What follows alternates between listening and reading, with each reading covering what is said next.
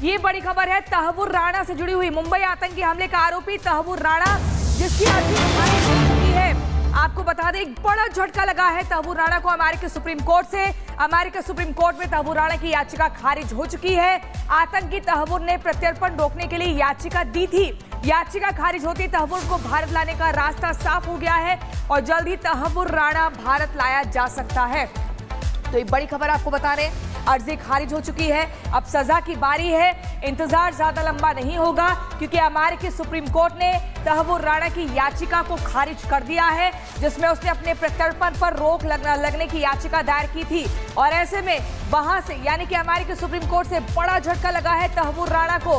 अब जल्द ही भारत लाया जा सकता है। मुंबई आतंकी हमले का आरोपी तहव्वुर राणा, अब उसके सजा की बारी है। भारत जल्द लाया जा सकता है। उसने बचने के लिए अमेरिकी सुप्रीम कोर्ट में याचिका दायर की थी।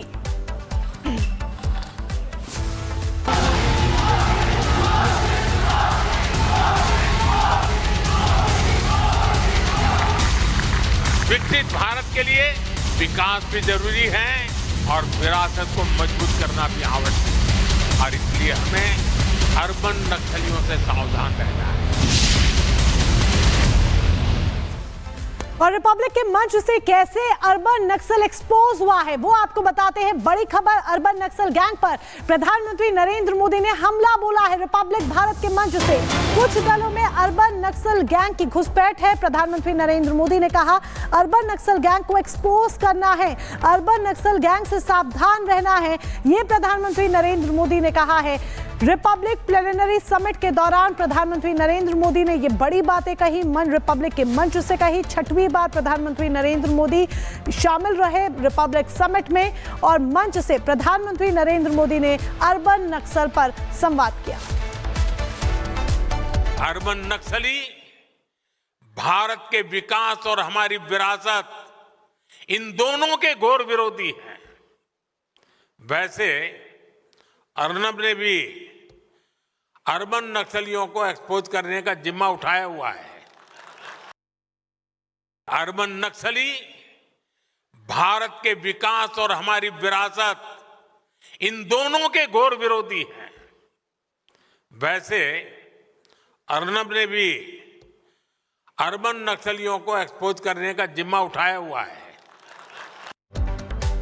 और प्रधानमंत्री नरेंद्र मोदी ने अर्बन नक्सल को लेकर के क्या कुछ कहा है, अब आपको वो बताते हैं। अर्बन नक्सल पर पीएम मोदी ने बड़ा हमला किया है और कहा है कि कुछ जगहों पर पैर पसार रहा है। ग्रामीण क्षेत्रों से नक्सलवाद का पूरी तरीके से सफाया हो गया है। और उन्होंने शहरों की बात भी की है। उन्होंने कहा कि शहरों में अर्बन नक्सल पर बड़ा हमला करते हुए कहा कि नक्सल सेंटर पसार रहा है पैर, लेकिन कुछ दलों में पैठ जमा चुका है। साथ ही ये भी कहा है अर्बन नक्सल को लेकर के प्रधानमंत्री ने कि ऐसी राजनीतिक दलों को करना है एक्सपोज जो इस तरीके के लोगों से जुड़े हुए हैं। आतंकवादी हमले अब गुजरे जमाने की बात हो गई है, ये भी प्रधानमंत्री नरेंद्र मोदी की तरफ से कहा गया। और ये भी कहा गया कि केंद्र सरकार ने सुरक्षा पर कड़ी मेहनत की है। देश में नक्सलवाद भी अपने अंतिम चरण में है।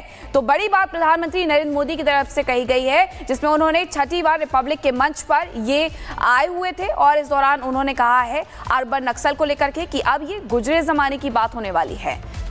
समिट की आपको रिपोर्ट भी दिखाते हैं।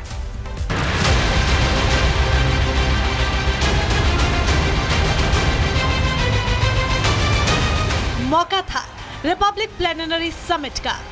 पीएम के आते ही पूरा हॉल मोदी मोदी से गूंज उठा। लेकिन जब पीएम ने रिपब्लिक के मंच से बोलना शुरू किया तो उनकी सबसे बड़ी चिंता थी अर्बन नक्सल। अर्बन नक्सल जो दीमक की तरह समाज को खोखला कर रहा है, नौजवानों के भविष्य से खिलवाड़ कर रहा है। प्रधानमंत्री की ये चिंता रिपब्लिक प्लेनरी समिट में झलकी। आप याद करिए, पहले टीवी पर अक्सर सीरियल बम ब्लास्ट की ब्रेकिंग न्यूज चला करती थी। स्लीपर सेल्स के नेटवर्क पर स्पेशल प्रोग्राम हुआ करते थे। आज ये सब टीवी स्क्रीन और भारत की जमीन दोनों जगह से गायब हो चुका है। सरकार के निर्णायक फैसलों से आज नक्सलवाद जंगल से तो साफ हो रहा है, लेकिन अब वो अर्बन सेंटर्स पे पैर पसार रहा है। रिपब्लिक प्लेनेटरी समिट में पीएम मोदी ने रिपब्लिक मीडिया नेटवर्क के editor in chief Arnab Goswami की भी तारीफ की। उन्होंने अर्नब गोस्वामी की तारीफ करते हुए कहा कि अर्नब गोस्वामी ने भी अर्बन नक्सलियों को एक्सपोज करने का जिम्मा उठाया हुआ है और कहा कि वो इस मुहिम को बेहतरीन तरीके से अंजाम दे रहे हैं। हमें याद रखना है कि अर्बन नक्सली भारत के विकास और हमारी विरासत, इन दोनों के घोर विरोधी हैं। वैसे अर्नब ने भी अर्बन नक्सलियों को एक्सपोज करने का जिम्मा उठाया हुआ है। सरकार के सख्त कदम से अब नक्सलवाद अंतिम सांसें गिन रहा है। पहले 100 से ज्यादा इलाकों में नक्सलवाद की चपेट में था, अब 2 दर्जन से भी कम इलाकों में सीमित रह गया है।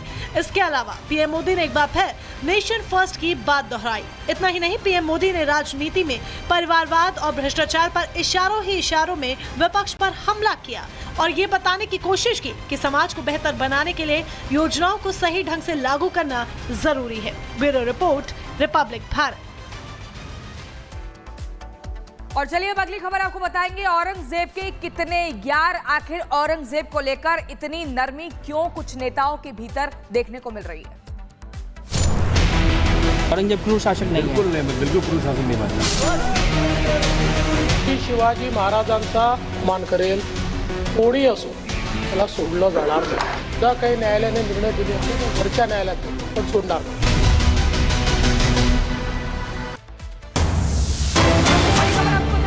अकबर रोड वाले बोर्ड पर कालिख पोती गई है। कुछ लोगों ने अकबर रोड वाले बोर्ड पर कालिख पोती है। अकबर रोड की जगह छत्रपति संभाजी मार्ग लिखा है।